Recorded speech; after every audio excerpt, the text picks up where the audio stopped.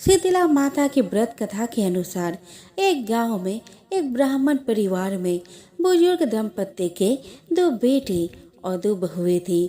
दोनों बहुएं को एक एक संतान थी। घर में सभी मिलकर प्रेम से रहते थे। तभी शीतला अष्टमी का पर्व आया। दोनों बहुओं ने व्रत के विधान के अनुसार एक दिन पहले ही बसोरा मतलब बासी भोजन माँ के भोग के लिए तैयार कर लिया। लेकिन दोनों की संतानें छोटी थी। उनको लगा कि कहीं बासी खाना उनके बच्चों को नुकसान न कर ले, इसलिए उन्होंने अपने बच्चे को ताजा खाना बना के खिला दिया।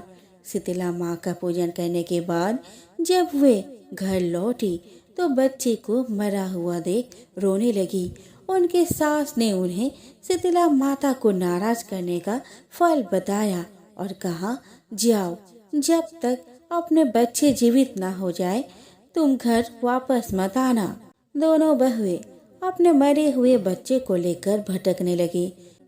तभी उन्हें खेजड़ी के पेड़ के नीचे ओरी और शीतला दो बहनें मिली। दोनों बहनें गंदगी और जू के कारण बहुत परेशान थी। बहुओं से उन बहनों की परेशानी देखी नहीं गई। उन्होंने अपना दुख भूलकर दोनों बहनों के सिर से जुए निकाले। जुए निकालने के बाद शीतला और ओरी ने प्रसन्न होकर दोनों बहुएं के पुत्रवती होने की कामना की। इस पर दोनों बहुएं अपना दुख बताकर रोने लगी। शीतला माता अपने स्वरूप में प्रकट हुई। दोनों बहुओं को शीतला अष्टमी के दिन ताजा खाना खाने के भूल का एहसास दिलाया और इसे सेहत के लिए हानिकारक बताया।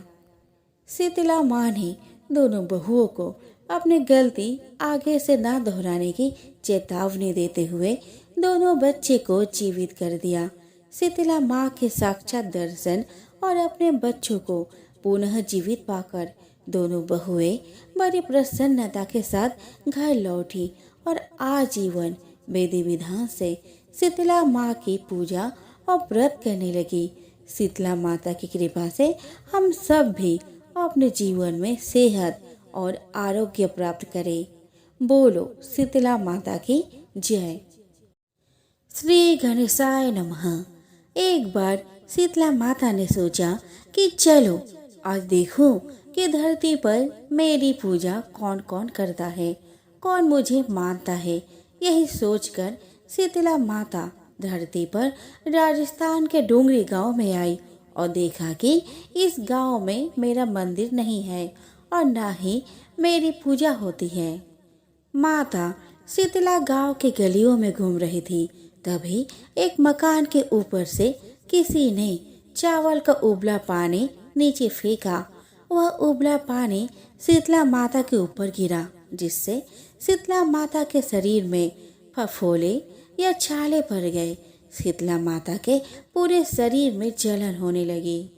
शीतला माता गांव के इधर उधर भाग भाग के चिल्लाने लगी, अरे मैं जल गई, मेरा शरीर तप रहा है, जल रहा है, कोई मेरा सहायता करो। लेकिन उस गांव में किसी ने शीतला माता की सहायता नहीं की। वही अपने घर के बाहर एक कुम्हारन महिला बैठी थी।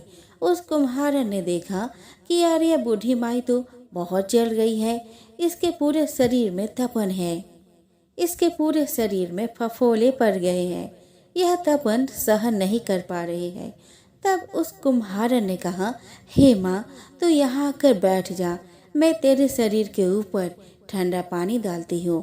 कुम्हारन ने उस बूढ़ी माई पर खूब ठंडा पानी डाला और बोली, हे माँ मेरे घर में रात की बनी हुई राबड़ी रखी है, थोड़ा दही भी है, तो दही राबड़ी खा ले। जब बूढ़ी माई ने ठंडे ज्वार के आटे की राबड़ी और दही खाया तो उसके शरीर को ठंडक मिली। तब उस कुम्हारन ने कहा, आ माँ बैठ जा, तेरे सिर के बाल बहुत बिखरे हैं, ला मैं तेरी चोटी गूंथ देती हूँ। और कुम्हारन माई के चोटी गूंथने हेतु कंघी बालों में करती रही। अचानक कुम्हारन का नजर उस बूढ़ी माई के सिर के पीछे पड़ी तो कुम्हारन ने देखा कि एक आंख बालों के अंदर छुपी है। यह देखकर कुम्हारन डर के मारे घबराकर भागने लगी। तभी उस बूढ़ी माई ने कहा, रुक जा बेटी, तू डर मत, मैं कोई भूत प्रेत नहीं हूँ, मैं शीतला देवी हूँ। मैं तो इस धरती पर देखने आई थी कि मुझे कौन मानता है, कौन मेरी पूजा करता है। इतना कहकर माता चार भुजा वाली, हीरे जवाहरत के आभूषण पहने, सिर पर स्वर्ण मुकुट धारण किए अपने असली रूप में प्रकट हो गई। माता के दर्शन पर कुम्हारन सोचने लगी कि अब मैं गरीब इन माता को कहाँ बैठाऊं। तब माता बोली, हे बेटी, तुम किस सोच में पड़ गई। तब उस कुम्हारन ने हाथ जोड़कर आंखों में आंसू बहते हुए कहा, हे माँ, मेरे घर में तो चारों तरफ दरिद्रता बिखरी हुई है, मैं आपको कहाँ बैठाऊं। मेरे घर में ना तो चौकी है, ना बैठने का ही आसन है। तब शीतला माता प्रसन्न होकर उस कुम्हारन के घर पर खड़े हुए गधे पर बैठकर एक हाथ में झाड़ू और दूसरे हाथ में डलिया लेकर उस कुम्हारन के घर के दरिद्रता को झाड़कर डलिया में भरकर फेंक दिया और उस कुम्हारन से कहा, हे बेटी, मैं तेरी सच्ची भक्ति से प्रसन्न हूँ।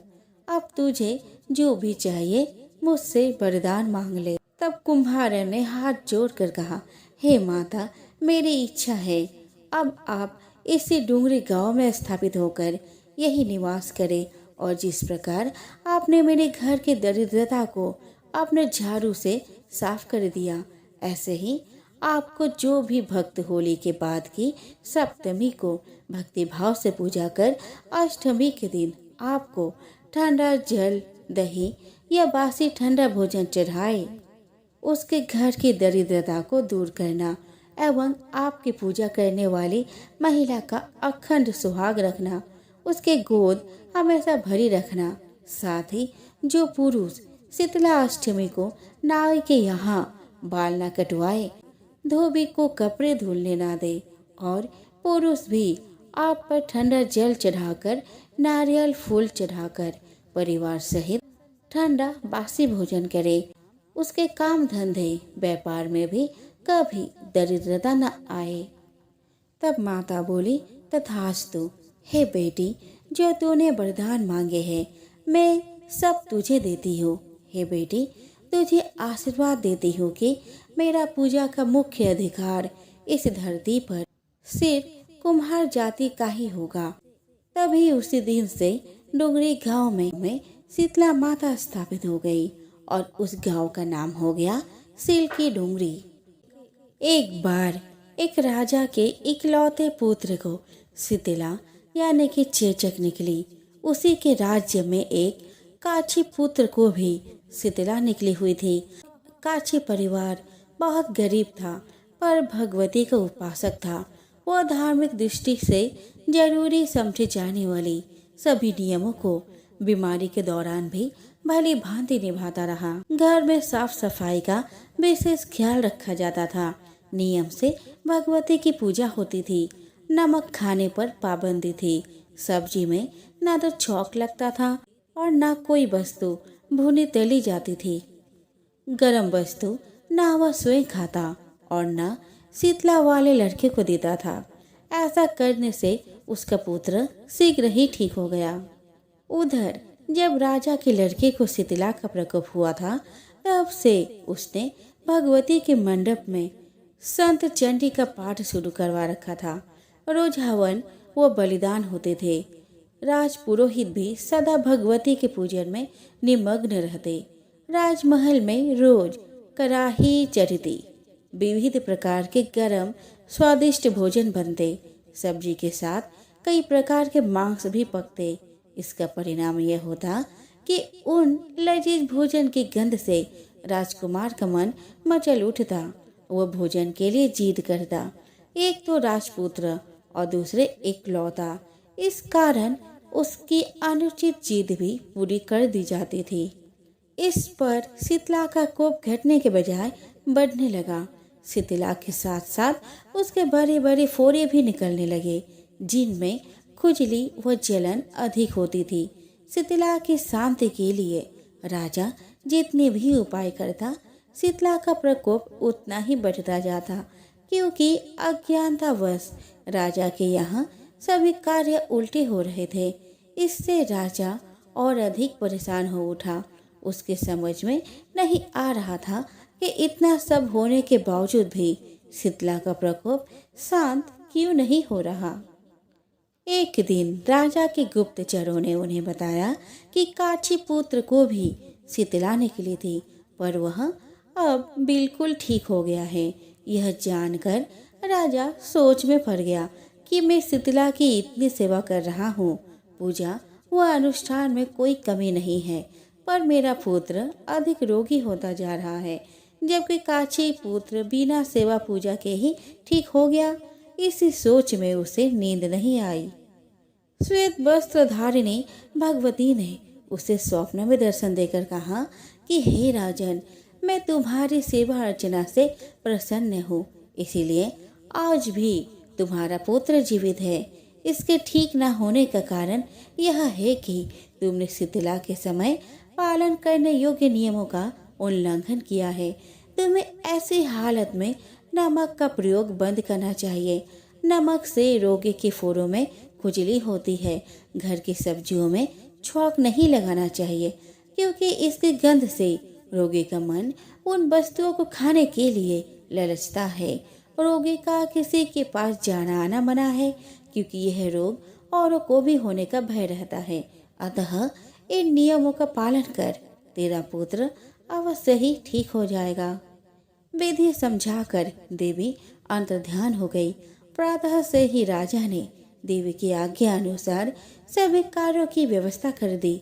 इससे राजकुमार की सेहत पर अनुकूल प्रभाव पड़ा और वह शीघ्र ही ठीक हो गया। इसी दिन भगवान श्री कृष्ण और माता देवकी का विधि पूर्वक पूजन करके मध्यकाल में सात्विक पदार्थों का भोग लगाना चाहिए। ऐसा करने से पुण्य ही नहीं मिलता, बल्कि समस्त दुखों का भी निवारण होता है। एक साहूकार था जिसके 7 पुत्र थे। साहूकार ने समय के अनुसार 7 पुत्रों की शादी कर दी, परंतु कई वर्ष बीत जाने के बाद भी 7 पुत्रों में से किसी के घर संतान का जन्म नहीं हुआ। पुत्र वधुओं की सूनी गोद को देखकर साहूकार की पत्नी बहुत दुखी रहती थी।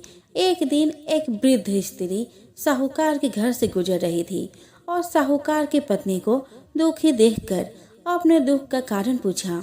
साहूकार की पत्नी ने उस वृद्ध स्त्री को अपने मन की बात बताई। इस पर उस वृद्ध स्त्री ने कहा कि आप अपने 7 पुत्र वधुओं के साथ मिलकर शीतला माता का व्रत और पूजन कीजिए। इससे माता शीतला प्रसन्न हो जाएगी और आपकी 7 पुत्र वधुओं की गोद हरी हो जाएगी। साहूकार की पत्नी तब चैत्र मास के कृष्ण पक्ष की तिथि को अपने 7 बहुओं के साथ मिलकर उस वृद्धा के बताए विधान के अनुसार माता शीतला का व्रत किया। माता शीतला की कृपा से 7 बहुएं गर्भवती हुई और समय आने पर सभी के सुंदर पुत्र हुए।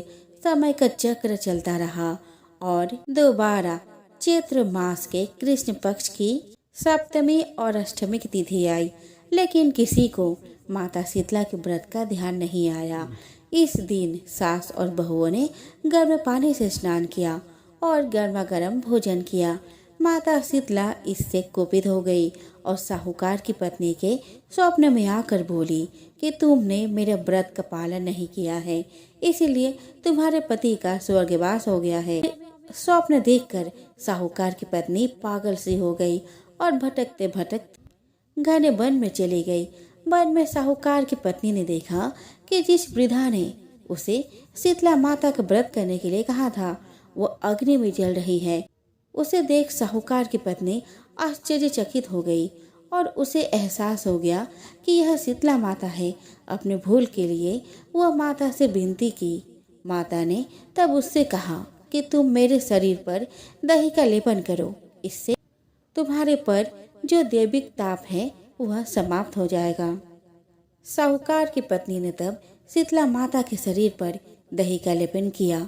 इससे उसका पागलपन ठीक हो गया और साहूकार के प्राण भी लौट आए। एक बार एक मेढक और उसकी पत्नी मेढकी किसी कुएं के अंदर पानी में खेल रहे थे। तभी कुएं पर एक पनिहारी आई और उसने पानी अपने मटकी में भरा और अपने घर चली गई। परंतु हुआ क्या कि उसके मटकी में मेढक और मेढकी दोनों आ गई। अब मेढकी का स्वभाव क्या था कि वह हमेशा गणेश जी की पूजा करती रहती थी, हमेशा बोलती रहती थी।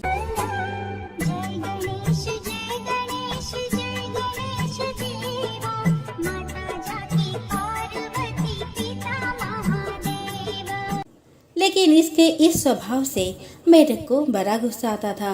वो हमेशा कहता था कि हमेशा उस सुर वाले का नाम लेती रहती हो, कभी मेरा नाम तो लेती नहीं। और इस बात पर कभी कभी खूब जमकर झगड़ा भी करता था। अब क्या होता है कि पनिहारी उनको अपने मटकी में भर कर ले गई थी।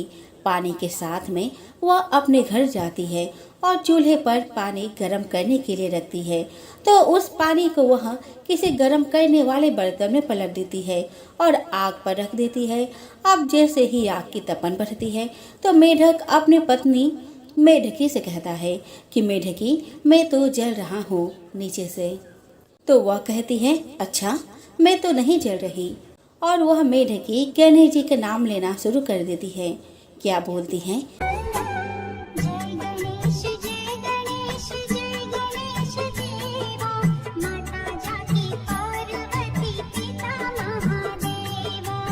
मेढक थोड़ी देर इंतजार करके फिर बोलता है, मेढकी, मैं तो जल रहा हूँ।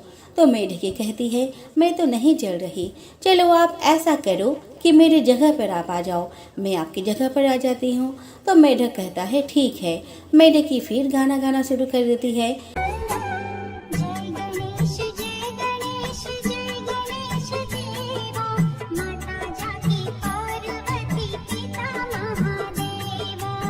मेढक फिर कहता है, अरे मेढकी, मैं तो फिर जलने लग गया।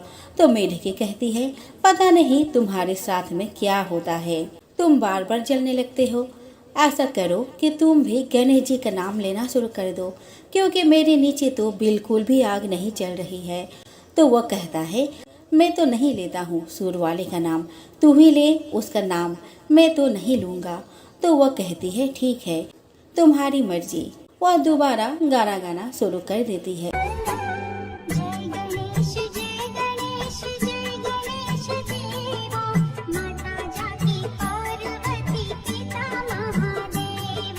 मेढक को ऐसा एहसास होता है कि गणेश जी की आरती बोलने से मेढकी को तो कोई आग का असर नहीं हो रहा, लेकिन मैं तो जल रहा हूँ।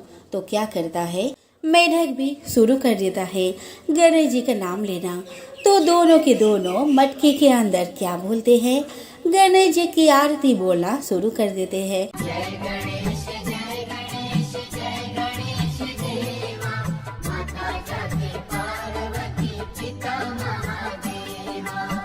और यह सारी कहानी गणेश जी कहीं पर बैठे आराम से सुन रहे होते हैं।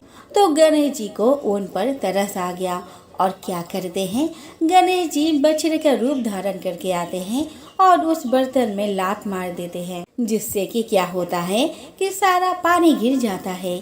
मेढक और मेढकी दोनों के दोनों बाहर आ जाते हैं और कुएं में कूद जाते हैं। अब क्या हुआ, मेढक और मेढकी दोनों बच गए, जलने से बच गए।